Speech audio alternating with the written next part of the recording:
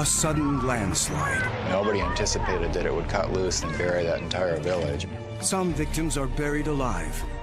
Others narrowly escape. I saw a gigantic wall of mud, and then we were hit. Houses were exploding. Oh my gosh. Are there any injuries? Yes, there's people yelling for help. A whole community is cut off. What's going on with the highway? I'm hearing rumors that there's a mudslide. A neighborhood wiped from the face of the earth is invisible to rescuers. All I could see was just a vast wasteland. There were no homes, there were no remnants of homes. Volunteers risk their lives to extract the missing from the mud. It was so eerie. We could hear moaning. We walked past 4 bodies. He was just drenched and shivering and shaking. What could have triggered the tragedy? Where's the baby? I thought I was losing him, and I'd say, "Stay with me, bud." Can science explain how Earth can turn to liquid in an instant? Is everybody feeling ready for go time here? Okay, we ready for water? Here it goes. Something like 22 inches of rainfall. That's, it's almost 2 feet of rain in a month. Some of these disasters are triggered by rain, but not all. Around the world, scientists fear that landslides could be on the rise. Now, geologists are hoping to spot the next big one before it strikes, to warn those in its path and avert further loss of life. There's no word for it other than tragedy. How far out can we predict landslides? The closer you get to an event, the easier it gets to predict it. It will be a very big one, huge one. The race is on to sound the alarm and save lives from killer landslides right now on Nova.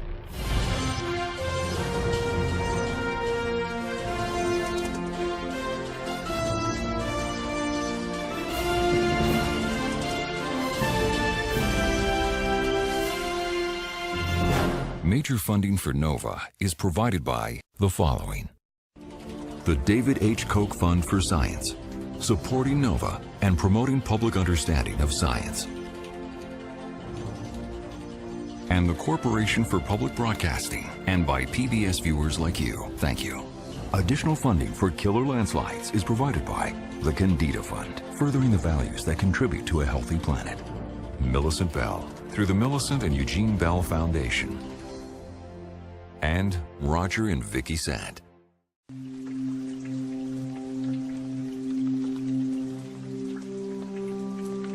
Late March. Record-breaking rains have hit western Washington. 10:30 a.m. Families are enjoying the first sunny weekend of spring. It's been raining for months. In an instant, this idyllic morning becomes a nightmare. The saturated earth on a slope nearby starts to slip. A landslide comes plummeting across the valley towards the unsuspecting families. The sound is like this horrible, rumbling, wet. I turned and I held Duke, and I did not let him go.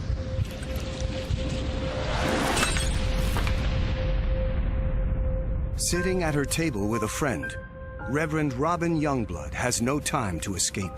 We heard this horrible sound. It sounded like a 747 was going to crash in the valley. Half a mile away from Robin's home, Amanda Skoryans is in the kitchen with her 5-month-old baby, Duke. The sound is unexplainable, and I will never get it out of my head. We ran to the window when we heard that sound, and I looked to my right, and I saw a gigantic wall of mud. And then we were hit. It was like a movie. Houses were exploding, and the next thing I remember is our neighbor's chimney coming into our front door. Everything that was in its path, essentially, it picked up and was throwing in front of it. Trees, debris from houses. It would be like being hit with 1,000 battering rams at once. It was just a completely unsurvivable sort of event. We were slammed, and we were underwater and mud. The house was racing across the valley, and then we stopped. Without warning, this hillside turned to liquid mud, wiping out 49 homes. The slope collapsed, But it didn't stop there. It dammed the river and continued on to rampage through a neighborhood, reached Highway 530, and kept going. All is now a wasteland of mud and debris. 1 square mile buried under 15 to 75 feet of mud. 911, what is your emergency? There's like a mudslide and everything's gone. The houses are gone. There is a house on 530 and it is covering the road. I was standing here and I heard this noise and I looked out and it sounded like a big truck, and then my lights went out. My neighbor's house has been completely taken out and it's collapsed on several of them and they're trapped. Oh my gosh. So I walked out the front door and then I looked up the road and then I knew what it was. I could see the stuff in the road, and then I knew it was a slide. Took my phone out of my pocket and dialed 911. There was a big landslide at the bottom of Skagwin Hill. It's only minutes after the landslide buries nearly a mile stretch of Highway 530. Everything in its path, in a tiny community called Oso, is altered forever. Rescuers have no idea if there are any survivors. It didn't take very long for the guys to come from Oso. They were here within 10 minutes. When you could see dirt for a mile straight, you knew you were in for the long haul. This slide apparently happened in 138 seconds from start to finish, in 2 phases it seems, based on the seismic signal that was recorded at the seismographic station at UW. If scientists converted these seismic waves to sound waves and sped them up, this is how they would sound. The initial collapse registered on seismographs 170 miles away.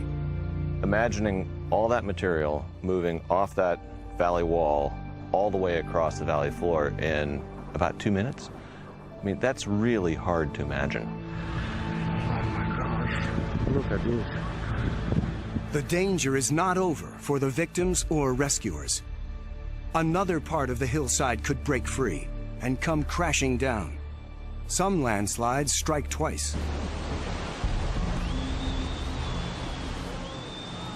Around the world, landslides occur anywhere there's elevated terrain, killing thousands of people every year. In just 7 months, 222 landslides worldwide caused loss of life, resulting in nearly 1,500 deaths. Oh my God. They occur in every U.S. state and cost billions annually. A landslide is simply a downhill movement of earth, rock, or debris, triggered when gravity overpowers the binding strength of the materials that make up a slope.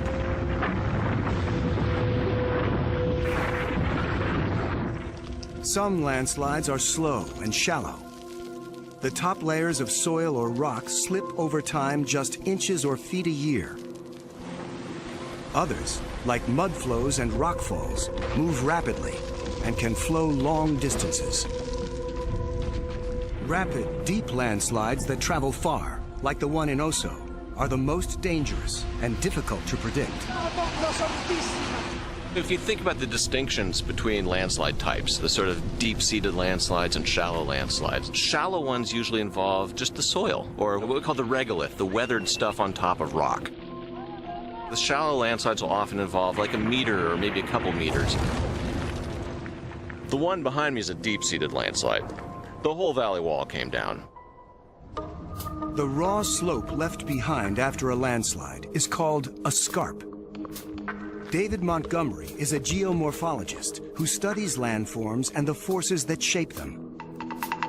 He begins his investigation at Oso by surveying it from a distance. You can kind of get a sense for how the old edge of that plateau dropped down as part of the landslide. But you can also see at the bottom how the toe of the slide, the bottom of it, spread out laterally across the valley bottom. So this solid hillside started to fail, and then it fluidized. It turned into a debris flow. This is a super big landslide that traveled super fast. It's really hard to relate to that in human terms. Even now,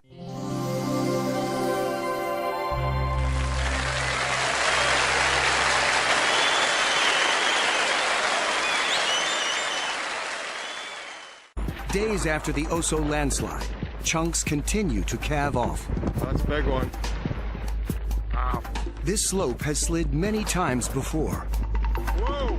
To figure out if it could slide again in the future, Dave needs to look into the past.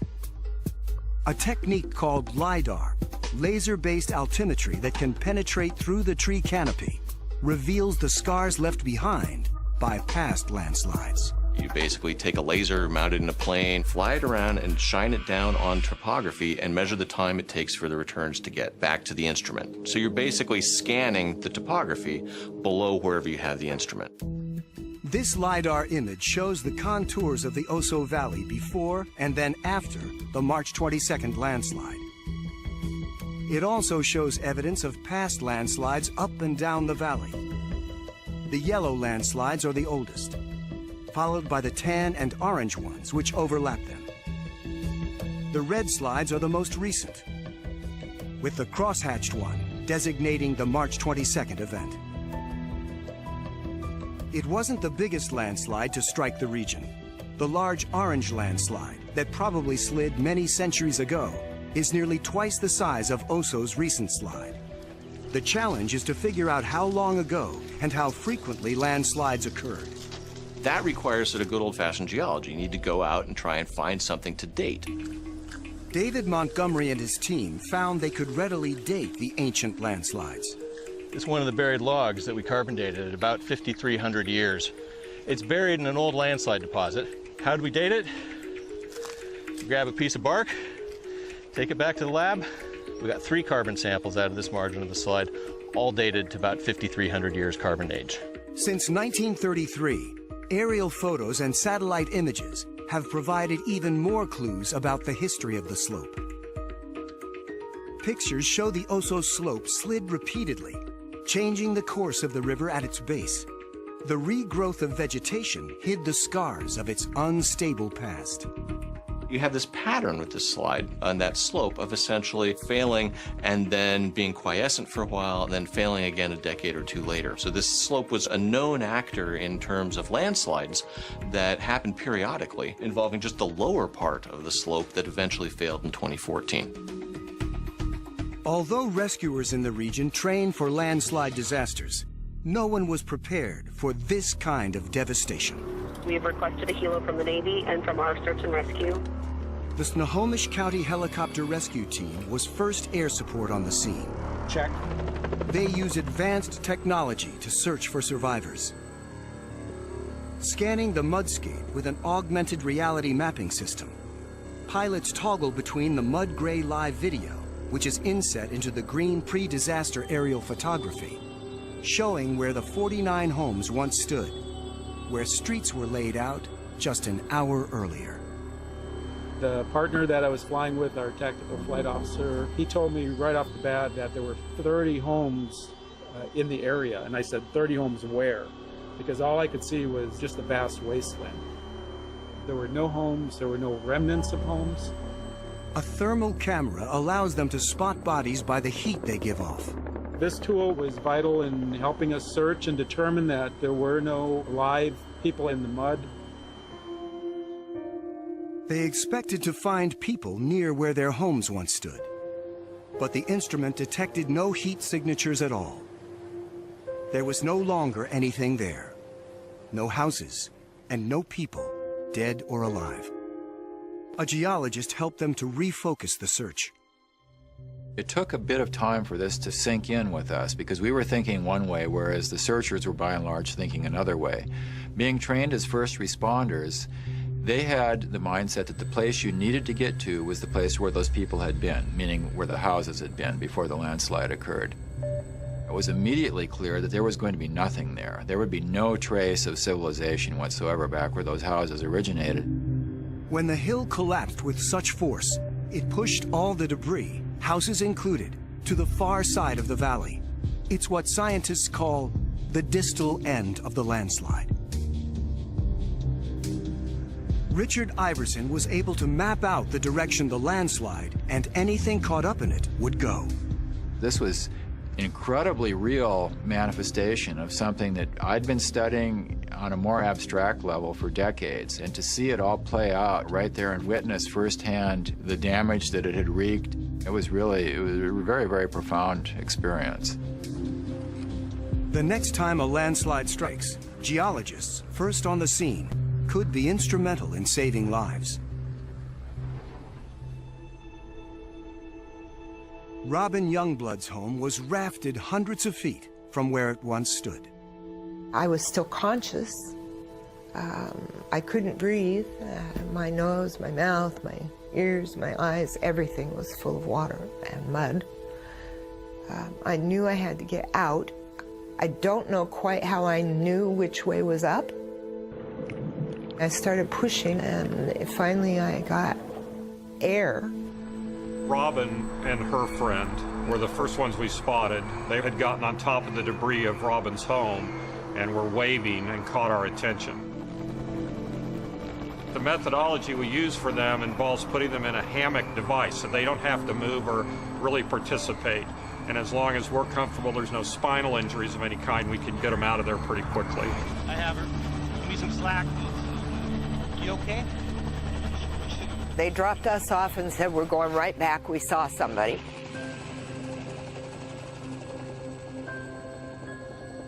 Our crew chief spotted something moving in the mud. It was 4-year-old Jacob Spillers, struggling alone in the mud. He was home with his father and 3 siblings, Brooke, Kaylee, and Jovan, who were watching TV downstairs while their mother was out. Jacob was on the 2nd floor. The landslide carried him over 1/4 mile away. All but Jacob were buried alive. Jacob at that point was about waist deep in this and covered head to toe with mud, so it was just kind of the wiggling around. So had we not come down lower and slower to watch that, well, I don't think we would have spotted him, frankly. A neighbor miraculously made it through the mud to Jacob, but now they're both stuck. It was clear if he was sinking as a 4-year-old, a big fat guy like me was going to have real trouble. Jacob is hypothermic.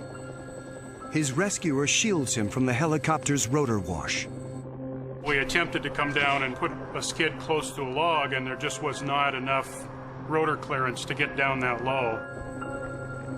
We do a maneuver called low hover offloading, and we do this in the mountains a lot if we're working against ledges or areas where we can't land. It basically involves bringing the helicopter down to a 1-foot hover next to an obstacle, and then we move on and off the aircraft while the pilots hold it steady there. I sank probably a little over ankle deep when I stepped off and was hesitant to move down the slope for fear I'd get stuck. So I had a hand line that I threw him, and between the 2 of us, we were able to pull them up out of there and get them up with us.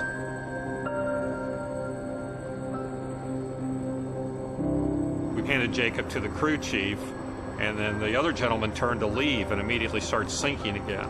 So I motioned for him to come back up. We put him on board, and he actually held Jacob while we flew out of there, which turned out to be a good thing that he was on board with us. They brought Jacob to us in the ambulance, and he was just drenched and shivering and shaking, and I mean, I'm a grandma, right? So I just told him, I'm going to get those wet clothes off you. We're going to put you in a warm blanket. I'll take care of you. We're going to sing songs. It's okay. The scope of the devastation caused by this landslide is something that even a trained geologist like David Montgomery has a hard time accepting. Wow. You know, who would have been able to imagine that on the first nice day of spring, the whole mountain could come down and run all the way across the valley bottom? He wants to see for himself the distal end of the slide, the place where houses, people, cars, and the remains of an entire neighborhood ended up, bulldozed by the landslide. Seeing ground zero is a shock. Well, I can say it's utter devastation. We're at the distal end of the debris flow, and you can see that the jumble of wood and soil that was pushed as the leading wave of the debris flow that ran into the highway and everything in between the slide and it with unimaginable force. Completely torn up and a chaotic pile.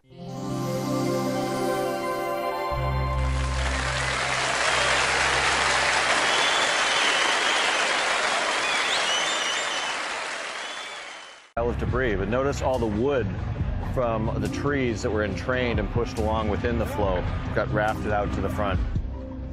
I've seen deposits from debris flows before, but never anything this big and this extensive. It's unimaginably large. The scale of this is just overwhelming. What's surprising to the experts is that a 600-foot high slope slid for a mile, many times further than this slope ever slid before. It's a central mystery of the disaster, something no one expected.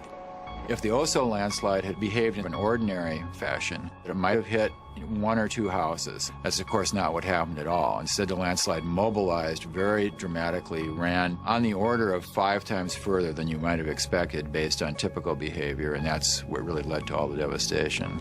David Montgomery gears up to investigate what's behind this deadly anomaly. We are going over to the scarp of the slide, which has been actively eroding since the failure, and we want to be roped in and as safe as possible getting close to the thing. Dave, you put on a harness before? I've had them put on me before. He's roped to 4 anchors for safety. At any moment, with his weight adding stress to the top of the landslide, a chunk with Dave on it could peel away. You can hear the raveling off the face. The sediments that are exposed in the headscarp of the landslide are sand and gravel. It's fairly loose stuff, and you can hear the individual particles being dislodged and rolling down the face as we stand here. You actually see the stuff coming down, and you can see the plumes of dust rising up off of the scarp. The loose sand and gravel can't adhere to the scarp, so it easily slides off the slope. This is safe enough that we are roped in.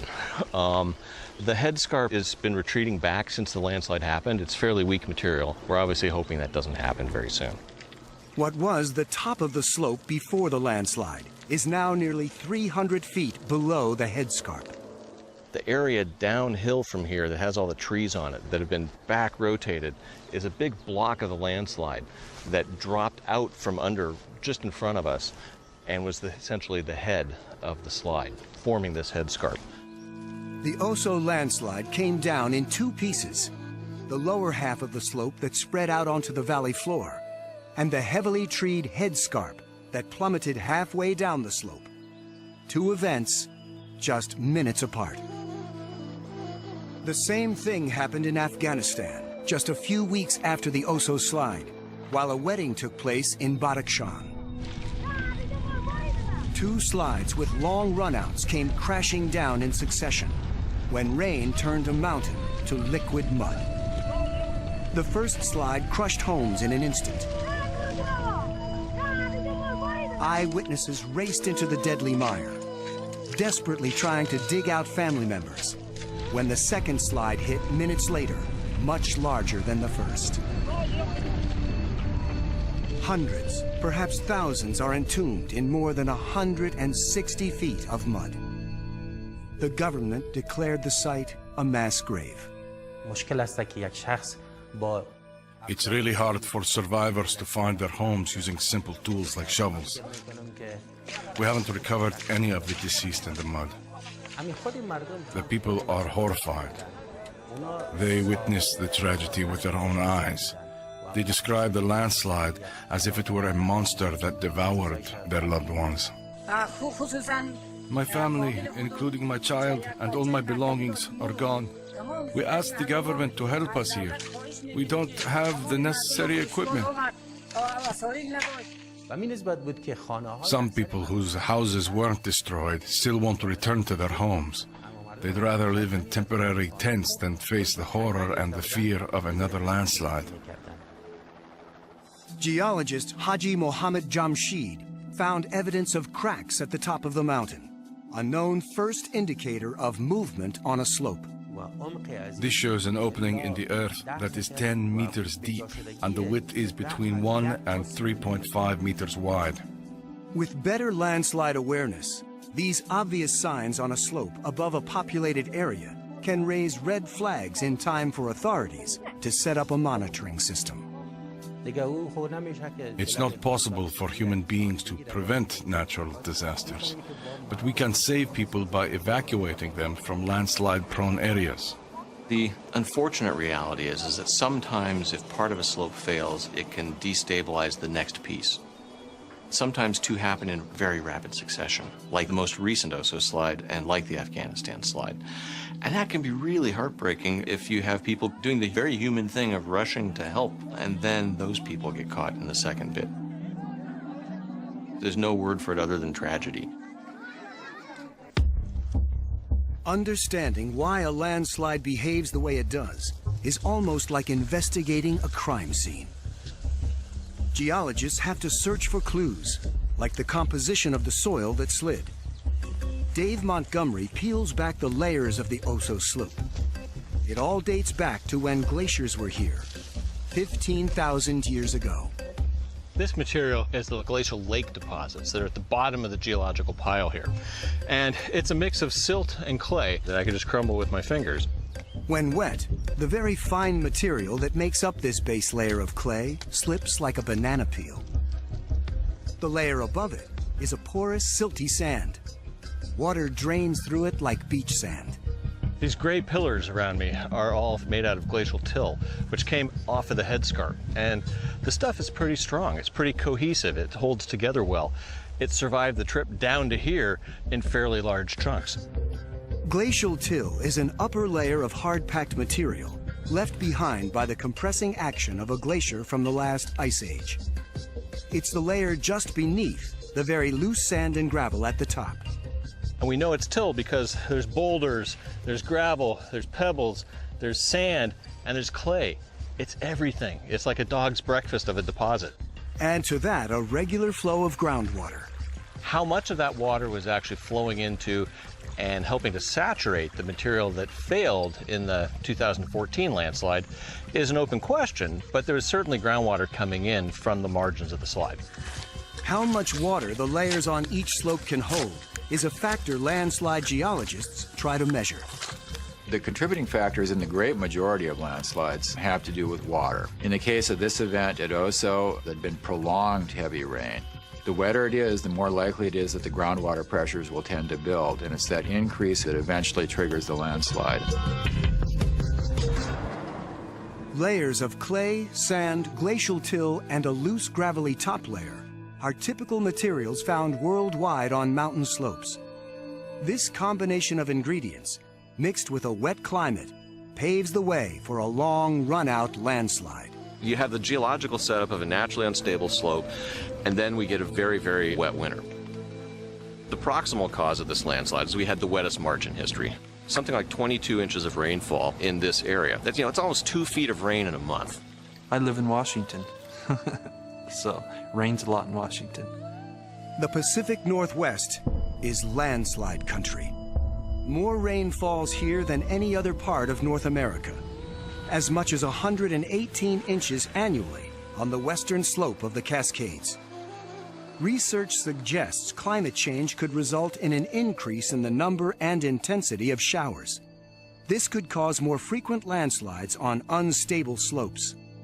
But Oso experienced a slide beyond expectation, and scientists want to know what caused the mountain to turn to liquid so quickly and flow so far.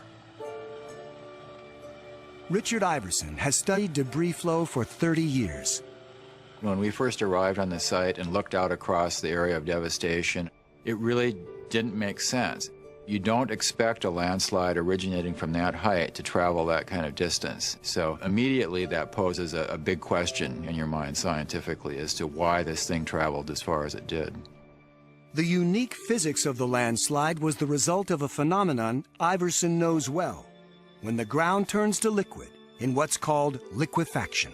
Usually when people hear the word liquefaction, they think of something that occurs during earthquakes, because when the ground shakes and you have loose, wet soil, that soil can liquefy and buildings can become destabilized. But it turns out that landslides can also cause liquefaction.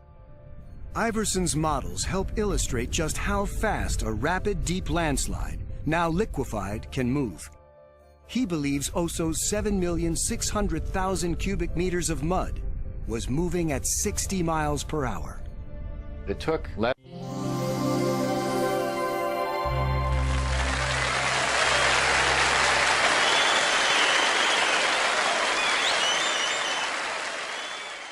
than 1 minute for the debris to move from the source area here all the way across the floodplain. That's a distance of roughly 1 kilometer. Here's the scale. And then for some extended period afterwards, it gradually oozes out along the margins. Virtual OSO provides some answers. But what if we could recreate a real landslide to learn how far and fast it'll go? In Oregon, Richard Iverson oversees experiments at the world's largest landslide flume, a 310-foot-long concrete chute. Here, the U.S. Geological Survey slops together truckloads of soil materials to track how they behave when water is added.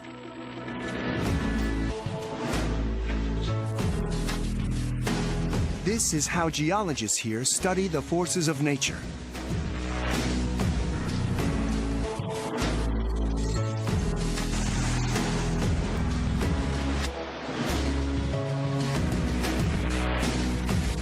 They want to figure out how much rain is too much on slopes like Oso. The experiments are actually very pertinent to what happened at Oso. We put a pile of loosely packed sediment in the top of our flume, and we simply water it until failure occurs. The landslide will liquefy. The loose packing configuration, or the high porosity of that soil. Porosity is a measure of how much open space there is between the individual particles that make up soil. Loose soil is more porous than tamped-down earth.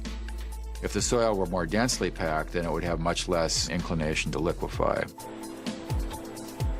Iverson and his colleagues will measure how long it will take to turn this solid mass to liquid. Is everybody feeling ready for go time here?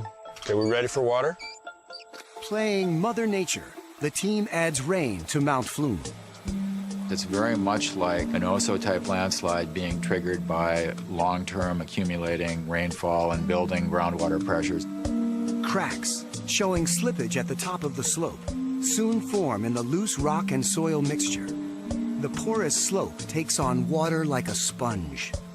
Rocks and soil are an amazing thing in terms of how they respond to water. One slope can take on water faster than another one can. Instruments relay 7,500 measurements a second. We're going to have something like 70 electronic sensors deployed in each one of these experiments, and some of those will be measuring deformation of the slope internally as it begins to creep and fail. Others will be measuring the water pressure. Some will be measuring the surface displacement, so it's really quite a chaos of cables when we run one of these. This is one instance where failure means success. 92 minutes after applying 5 inches of simulated rain, the solid slope liquefies. We've learned a great deal from being able to witness these things hundreds of times over in our flume. There's really no substitute for seeing things firsthand to spur your thinking and make you understand on an intuitive level things that are otherwise quite abstract in the way of physical concepts. It's a real big part of doing physics, frankly, to have a deep intuition about things in addition to simply doing the math. After the first mini slide of Liquid Mountain, Iverson doubles the rainfall to trigger an even bigger landslide. First, we had a relatively shallow slope failure that's typical in many mountainous areas, but then after that, we continued to add water to the slope, eventually triggering a much deeper seated failure, where the material liquefied when it failed, and then we got a much larger debris flow mobilizing. Heavy rain and porous soil make the particles behave like ball bearings. They lose their cohesive strength and become liquid earth. And that, in effect, is our attempt to simulate what happens when you have prolonged rain. It sets the stage for landsliding. Flume experiments like this one could help refine models to predict the length and speed of future landslides, and even guide search and recovery teams. The immense area affected by the Oso landslide requires an extraordinary effort. More than 900 people were involved, many working alongside 123 rescue dog teams to recover those presumed dead, sifting through every inch of the 1 square mile mudscape. There are still 7 humans that have not been located. There's not a worker out there that is going to want to stop doing a search until they've found everybody. At this point, it's not everybody on their hands and knees digging through the mud and the sticks. Search zones are delineated like an archaeological dig. The efforts are very meticulous. They're using a grid pattern. It has an excavator with an operator, dog teams, spotters. And when they pick it up, they don't just drop it. They gently drop a little bit, and we watch every little thing that falls out. It's a fine-tuned protocol using proven search tactics.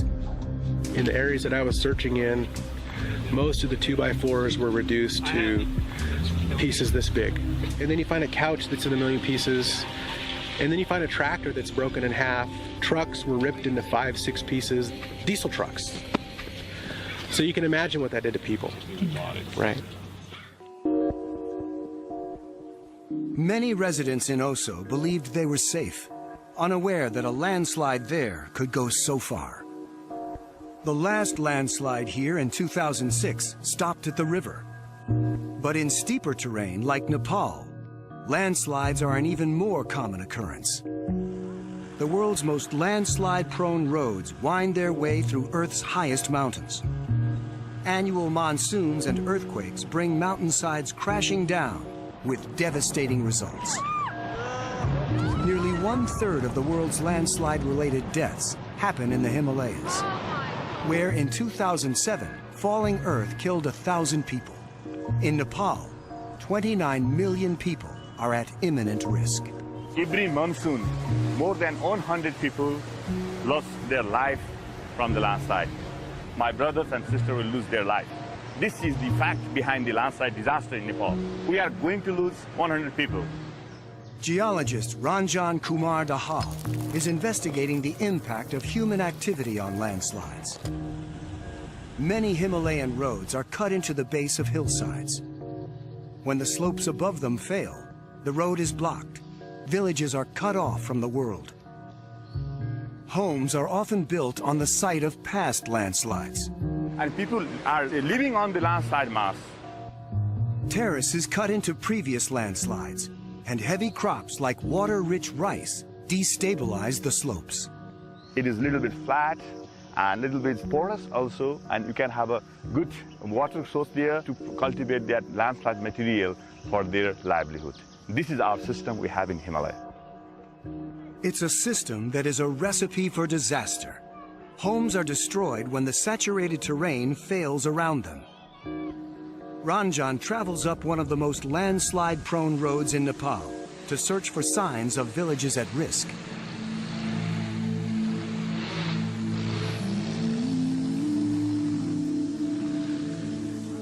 He visits families to raise awareness so they will know when to evacuate. He's developed a simple model to educate his people so they can read the signs of an impending landslide. Fragile soil cover, cracks in the earth, slumping land, and small slides that grow over time. His main concern is that a massive landslide will follow when the next big earthquake occurs. And that landslide will not be a small one. It will be a very big one, huge one, and even it will block the major river of the Himalaya for the long time. We are not prepared for those kind of problems, and we'll lose many settlements from the Himalaya.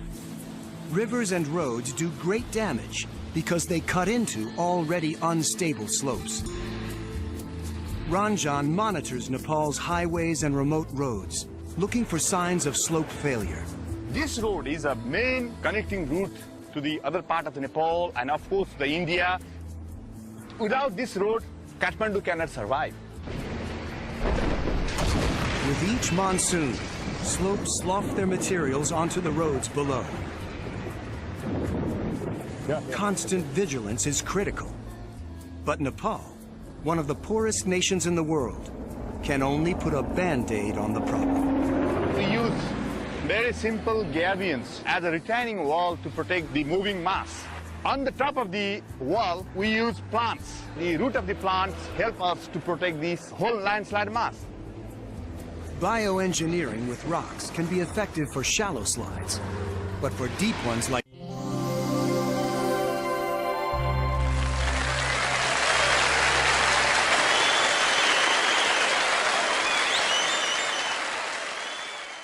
this, gabions won't hold the hill back. We tried a lot of the mitigation measures, but of course all are very low cost. I am right now advocating to the government that we have to change the mitigation concept of the landslides in Nepal, especially for the roadside slopes, because road safety is very, very important. In a country where trails and roads are carved from mountains by hand, there's little funding to protect people from natural hazards. Yet the construction of new roads continues on without landslide planning. We don't think for the prevention, we think only for the construction. And we are just waiting for the disaster. That's why it always fails, and the problem is always there. 2 months after Ranjan's prediction, in the heart of the monsoon, a well-known unstable slope turned into a rapid, deep landslide and buried Nepal's major highway to Tibet. It dammed the Sunkosi River and killed about 150 people. There were very few survivors. People around the world share in the tragedy brought about by landslides. In the first hours after the Oso landslide, 11 people are rescued from the debris field, all far from their homes. Are there any injuries? Yes, there's people yelling for help. And we could hear screaming. And I said, there is somebody screaming over there. And it sounds like a baby. Woman with a baby. Oh my God. When we heard the baby cry, it changed the thought process. That just sped everything up a little bit. I held on to that baby like that was the only purpose that I had. Minutes after the landslide struck, firefighters and EMTs arrive, but the quicksand-like mud renders ground rescues nearly impossible. When we initially got out, there was almost like a milkshake or pancake batter. If you dropped something in it, it was gone. And we knew it was 4 to 5 feet deep. Thrown 750 feet from her house, and now stuck on a rubble pile in the confines of her crumpled couch, Amanda Skoryans clung to 5-month-old Duke until she heard a sign of hope. As soon as I heard that voice, I screamed, and then that caused Duke to cry. She was in bad shape, and I just kept her talking to me the whole time. She had a baby when we come in. I remember asking Steve, I said, Steve, check the baby out. And next thing I know, Steve checking the baby out. He said, the baby's fine. The baby got handed off and the baby was packed out. Okay. At that point, we knew the baby was fine, so we're moving on to our next patient, which was Amanda. Extracting Amanda from her couch took a chainsaw and many hands. We just started ripping at the fabric and the insulation, got all that off, and I remember getting to the wire from the back of the couch, and we didn't have a tool for that, so 4 guys just started pulling on it really hard. And then we heard in the distance the helicopter. We all worked together, and then up and away she went. The search for possible survivors who were driving on State Route 530 was grueling, especially for those who were at the center of the landslide, the most powerful point of impact. Dane Brunner's sister, Summer, was headed west on the highway when the landslide struck. My sister, she left the house at 10:30. That would have put her right at the worst part of the slide at 10:45, 10:47. My mom called me that morning. She goes, well, what's going on with the highway? And I said, all we know is there's a mudslide down by Skegland Hill. And she goes, Summer's in it.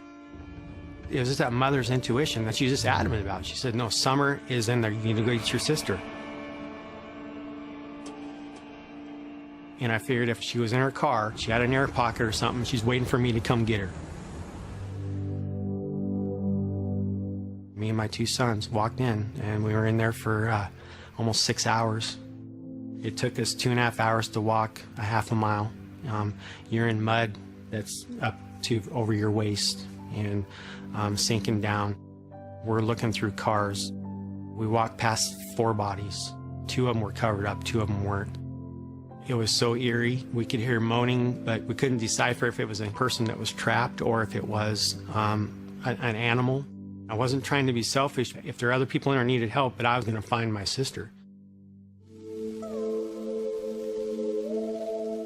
What if predicting landslides were possible, so that roads like this one could be closed?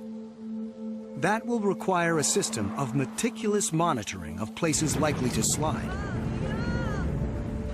In Switzerland, scientists are trying to develop technologies that will save lives.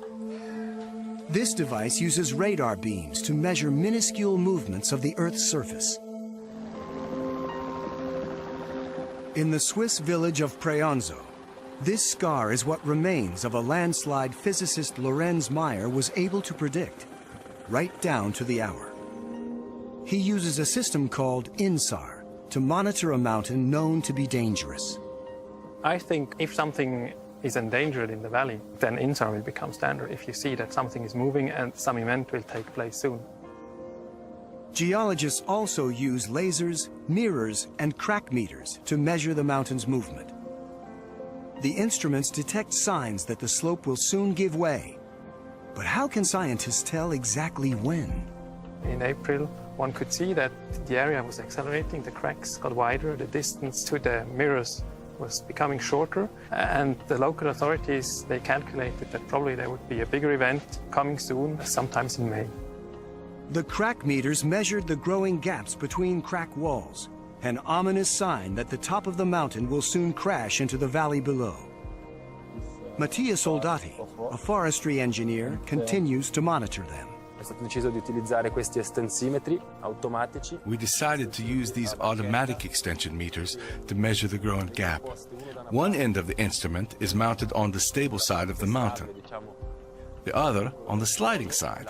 The extending stick in the middle provides the measurement of the growing gap. The area started accelerating due to a heavy rainfall. The laser stopped working when clouds set in. Another advantage of radar, which penetrates through weather. INSAR allowed Lorenz to make a precise prediction because of the refined, millimeter-accurate measurements of movement. The closer you get to an event, the easier it gets to predict it.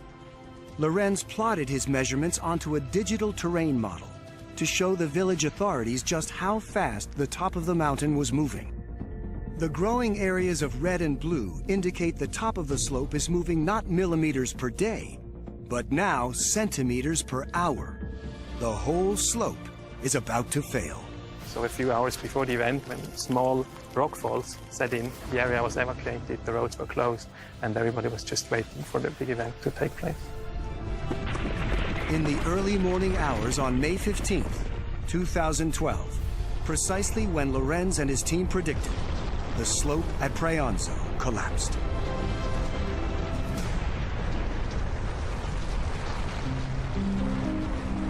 There are not too many events where people measured a rockfall like we did here with an INSAR radar. It's not every week that something such happens. 300,000 cubic meters of mountain crashed 1,000 meters down the slope. No one was hurt, the highway was closed, and no buildings were affected. The Swiss predicted the landslide in Preonzo, but they can't monitor every slope. Roads and railways are particularly at risk in high mountain valleys.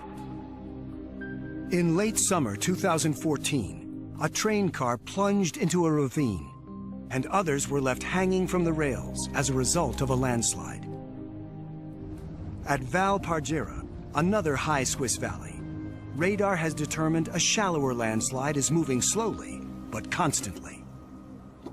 Lorenz has set up a time-lapse camera to document a year's worth of earth creeping down the mountain.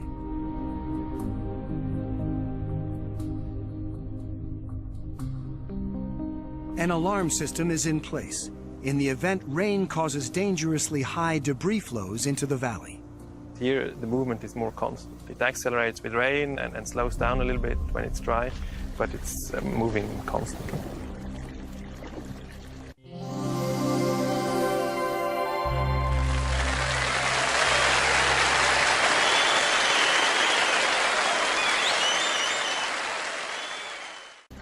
Over the last 30 years in Switzerland, landslides, not uncommon, have caused a death toll of just 1 person a year. Close monitoring of every slope in the world's mountainous areas is impossible. But bringing potential hazards to light, like the dangerous slope in Oso, is clearly needed. The evidence for large landslides that could run across the valley was there in the LiDAR data. But just because you have data that shows you something doesn't mean anybody's looked at it, processed it, or the information has gotten out to people who might need to or want to know it. We need to understand these failures as well as possible with all the tools and tricks and models in our trade and get that kind of information out to the people who could actually use it, the homeowners who may be making decisions about where to live, the agencies who may be making decisions about where to permit different kinds of development, where to place highways. 5 days after the Oso landslide, Dane Brunner and his family finally reached closure in their search for his sister, Summer. I got a call from my sister's best friend, and she goes, "We found Summer's car." I grabbed my son. Yes. I said, are you ready for this? And he goes, "Dad, I've been ready for 5 days. Let's go get her." By the time we got there, there was 15 people digging. Her face, neck up, was exposed, and we spent the next hour and a half digging by hand.